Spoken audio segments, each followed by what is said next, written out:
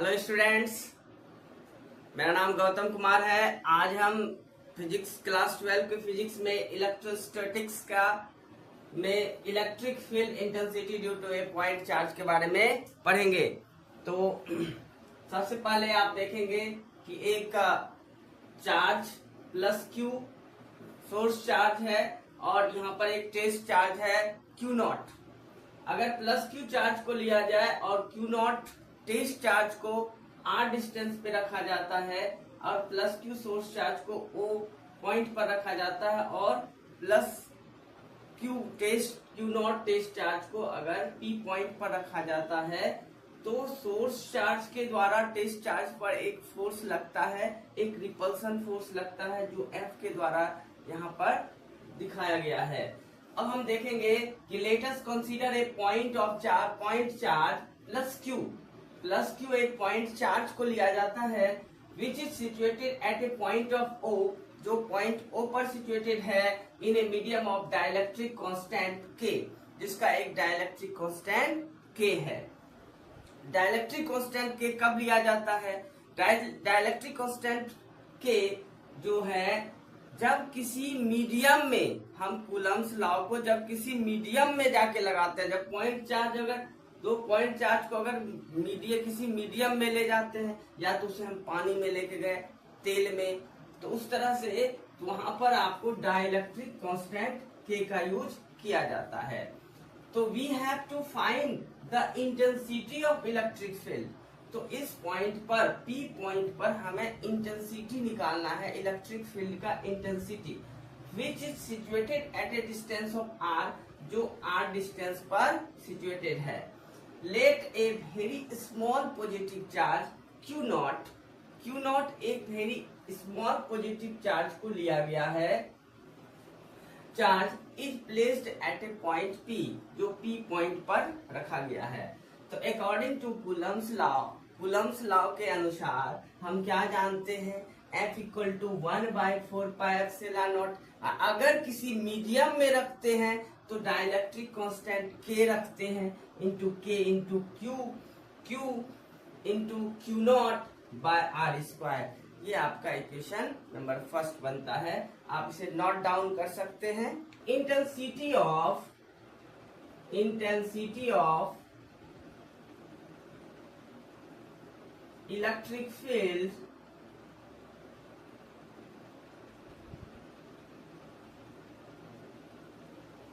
intensity of electric field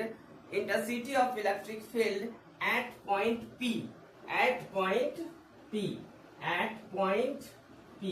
इस point P पर intensity क्या होगा? क्या आप जान रहे हैं कि इंटेंसिटी क्या होगा? इंटेंसिटी E इक्वल टू, हम लोग इसे पिछले क्लास में पढ़ चुके थे, E equal to F by Q not. Intensity भी एक वेक्टर क्वांटिटी है। तो यहां से ओ देंगे, एफ का वैल्यू आपने अभी तुरंत आपने निकाला 1/4πε0 into K Q not by are square upon ये जो क्यू नॉट है हम इसे यहाँ रखेंगे क्योंकि क्यू नॉट और क्यू नॉट कैंसिल हो गया। तो आप यहाँ लिखेंगे 1/4πε0 into K Q by are square.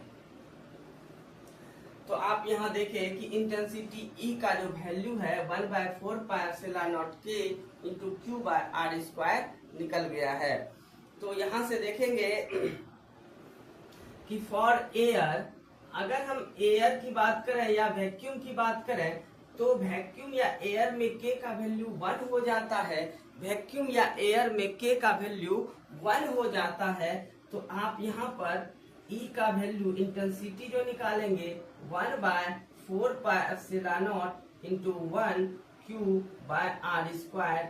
तो यहाँ पर आपका फाइनली इंटेंसिटी E का वैल्यू निकल कर आएगा 1/4πε0 क्यू बाय आर स्क्वायर, और यही आपका इंटेंसिटी बनेगा। तो आपसे नोट डाउन कर लें। डिस्कशन इंटेंसिटी के बारे में, इलेक्ट्रिक फील्ड इंटेंसिटी के बारे में हम कुछ डिस्कशन करते हैं।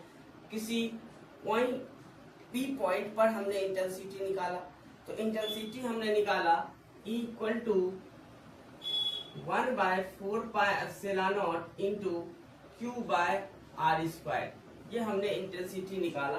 तो इंटेंसिटी और आर में जो रिलेशन हमने देखा, क्या देख रहे हैं कि इनवर्सली प्रोपोर्शनल है। इंटेंसिटी और आर में रिलेशन दिखा रहा है इनवर्सली प्रोपोर्शनल।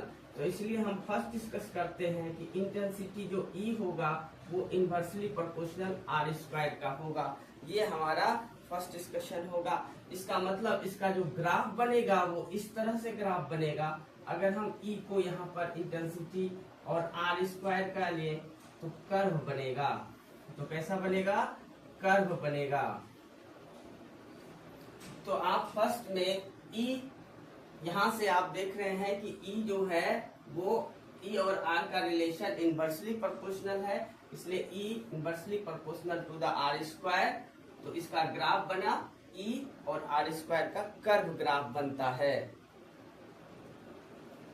सेकेंड में आप इन वेक्टर फॉर्म में अगर आप निकालना चाहेंगे, आप वेक्टर फॉर्म में निकालेंगे। अगर इंटेंसिटी को वेक्टर फॉर्म में निकाल रहे हैं तो E equal to 1/4πε0 into Q/r²। एक यूनिट वेक्टर का यूज करना होगा। तो यहाँ आप एक वेक्टर फॉर्म में इसे इस तरह से लिखेंगे। तो यहाँ पर आप देखेंगे where r is a unit vector, r is a unit vector directed, जो डायरेक्शन दिखाने का काम करता है। तो unit vector directed from source charge to test charge. तो हम लिखेंगे directed from source charge plus Q। तो डायरेक्टेड फ्रॉम सोर्स चार्ज हमारा प्लस Q है, इसीलिए हम लिखेंगे source charge plus Q towards the test charge plus Q0।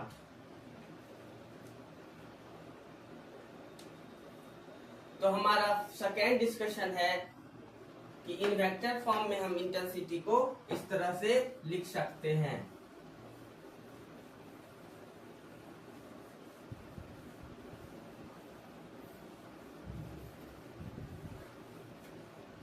हमारा